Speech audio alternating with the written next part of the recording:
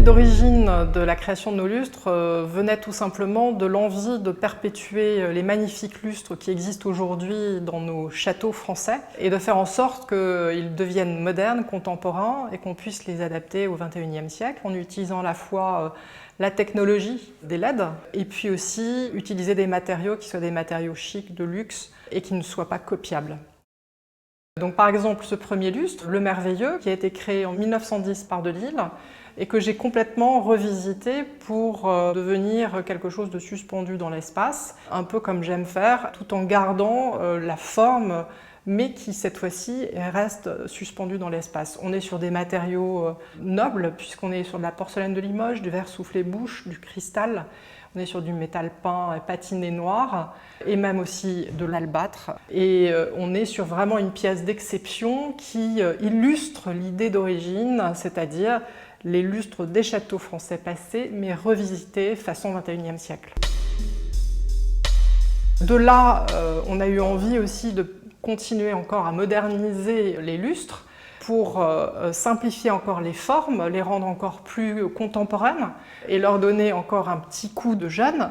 C'est comme ça qu'on est arrivé à cette collection, qui est une collection qui mélange à la fois nos bougeoirs Versailles et nos pampilles Louis XV.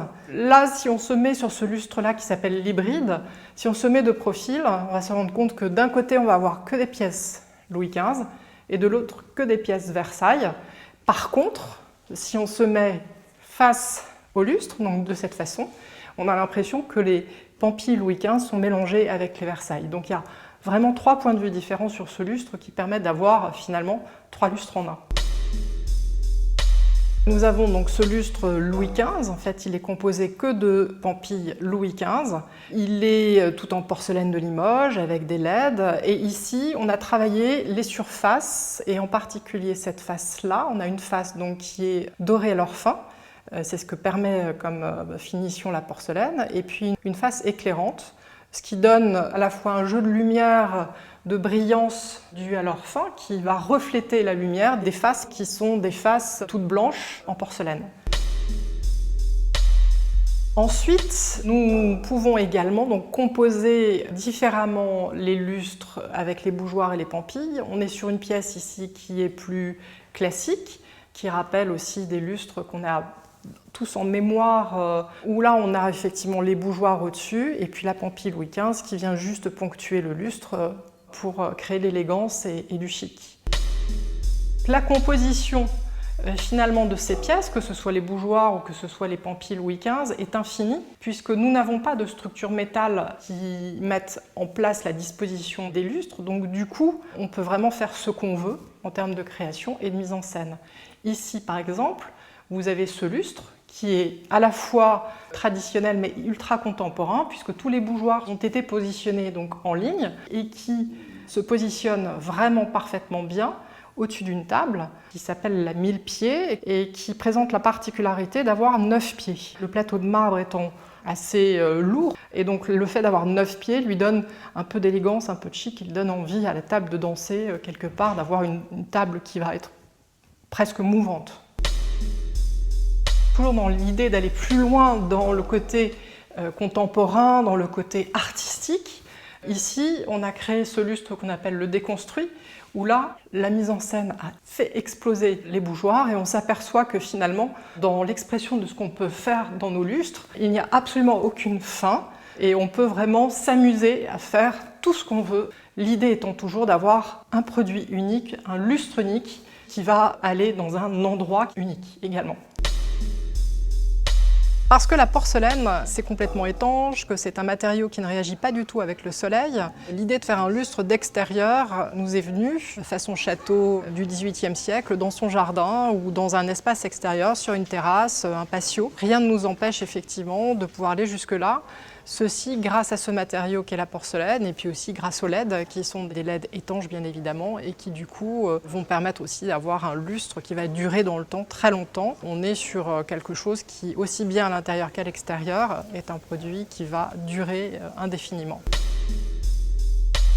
Donc on s'aperçoit finalement qu'en utilisant toujours les mêmes pièces, c'est-à-dire les bougeoirs Versailles et les Pampilles Louis XV, on peut arriver à créer des lustres qui n'ont rien à voir les uns avec les autres, allant du plus contemporain au plus classique, au plus traditionnel, et qui va pouvoir s'adapter à la fois au volume, aux espaces dans lesquels on va les installer, mais également dans les décors et dans les styles différents.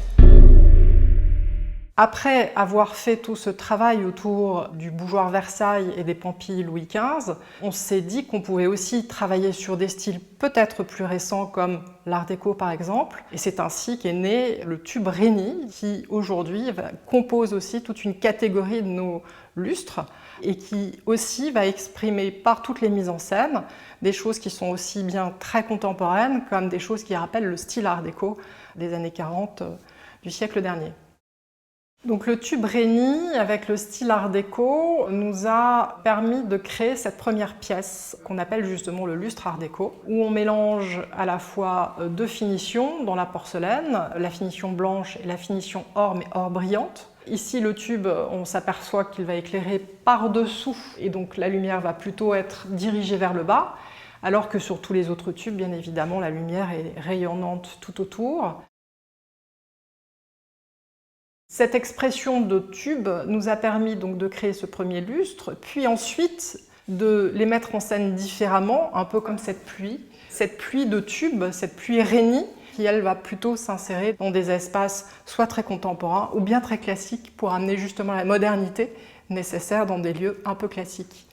Cette mise en scène contemporaine peut aller encore plus loin, puisque là, on va être sur une pluie battante, on est sur l'orage avec les tubes qui sont carrément inclinés. La pluie sous la force du vent va donc incliner les tubes et proposer quelque chose d'encore plus contemporain dans son expression.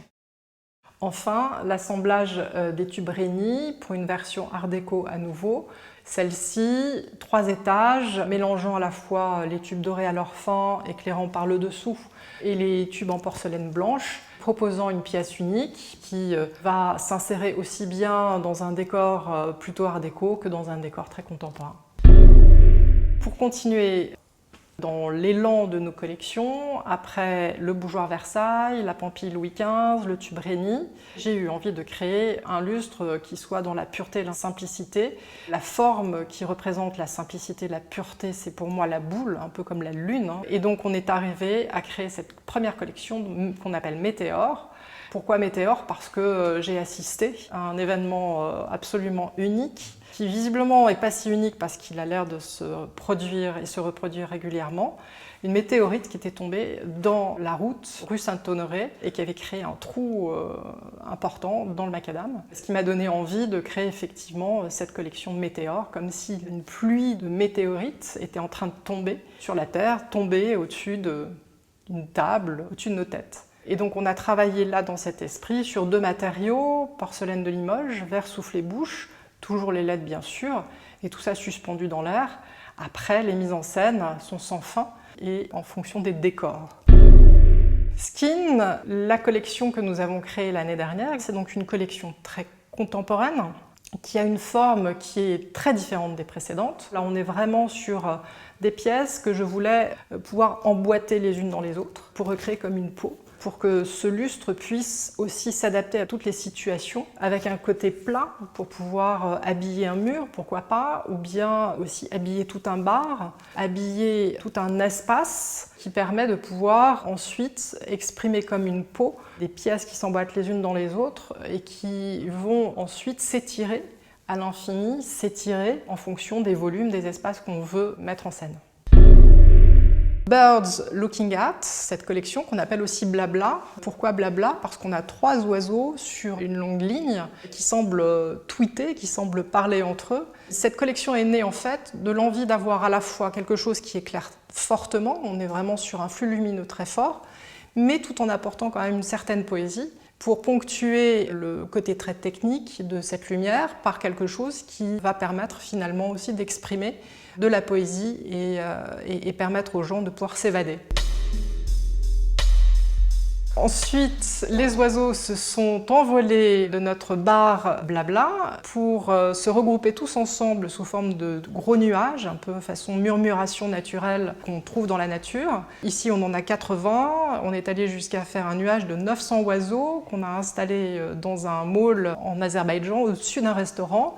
Le lustre fait 12 mètres par 4, 56 mètres carrés, donc le plus grand lustre qu'on ait jamais posé.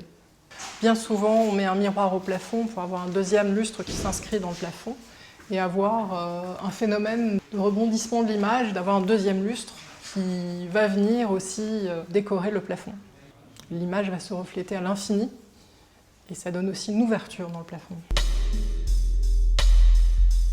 Enfin, la nouvelle collection de cette année, le mur de lumière. Le mur de lumière, on l'a appelé de cette façon-là parce qu'en fait, à la base, c'est surtout un élément technique. C'est ce qu'on appelle du BA22, donc ce qu'on pose sur les murs, et que nous, on a rendu électrifié, qui nous permettent ensuite d'utiliser ce support pour pouvoir créer des pièces lumineuses à l'infini. Là, ce sont des oiseaux, par exemple. C'est notre collection Birdie, mais ça pourrait être aussi la collection Météore, ça pourrait être la collection Réni, qui vont créer des motifs qui vont être des motifs décoratifs sur les murs, qui vont servir à la fois de lumière et aussi servir de pièces d'art qu'on inscrit dans les murs. Ici, dans cette vitrine, on expose des échantillons qui sont des échantillons que j'ai soit travaillé avec nos artisans, donc soit le souffleur de verre, soit la porcelaine de Limoges, qu'on a travaillé d'une façon particulière, soit aussi des échantillons qu'on a mis au point pour des créations sur mesure pure, c'est-à-dire qu'on est parti vraiment de zéro, pour des architectes qui nous ont demandé de travailler sur un lustre qui allait coloniser un espace. Donc par exemple, ici, on a une stalactite qui a été créée pour un lustre sur mesure à Chamonix, où on a travaillé là sur une résine, à l'intérieur de laquelle on a mis des LED pour avoir un effet lumineux qui soit multidimensionnel. Donc on a travaillé sur un aspect de rainure, de rayure. Ensuite, on a mis au point des échantillons avec le souffleur de verre comme ici par exemple, où je lui ai demandé donc de mettre des petites paillettes d'or dans le verre au moment où il le soufflait, pour avoir un effet un peu chic, élégant, surprenant avec la lumière. Pareil, on a travaillé avec lui aussi sur une façon de tailler le verre pour avoir un aspect qui soit un peu comme à facettes. On a travaillé aussi sur différentes tailles d'oiseaux, sur la collection Birdie, qui permet de pouvoir proposer plusieurs tailles. Et là, avec l'atelier de porcelaine, on a travaillé sur des finitions donc, de doré craquelé pour avoir à la fois l'élégance des finitions métalliques, mais aussi avoir un relief et un aspect qui soit vraiment très particulier et qui donne ce côté un peu chic, élégant pour des pièces de luxe. Et là, on a travaillé aussi sur les aspects or, puisqu'on peut avoir différentes sortes d'or, comme celui-ci, tout à fait mat, qui a un rendu absolument sublimissime. Ici, nous avons d'autres échantillons qui sont aussi issus de créations de lustres qu'on a fait vraiment sur mesure pure. Par exemple, pour le Grès d'Albion à Cannes, nous avons réalisé ces petites boules qui sont en résine et en métal, ainsi que ce demi-œuf ouvert et qui présente ce décalage et qui, suspendu, accroît encore l'effet décalé. Et puis on trouve aussi tout un tas de finitions différentes qu'on est capable de réaliser sur la porcelaine, avec ici l'idée de la bougie qui a coulé, l'idée du tube qui éclaire d'un côté tout blanc mais qui est tout or de l'autre côté, l'idée de pouvoir aussi avoir des projections d'une couleur, là c'est du noir, des finitions noires, ou bien aussi, pourquoi pas, un logo qu'on peut peindre directement sur la porcelaine.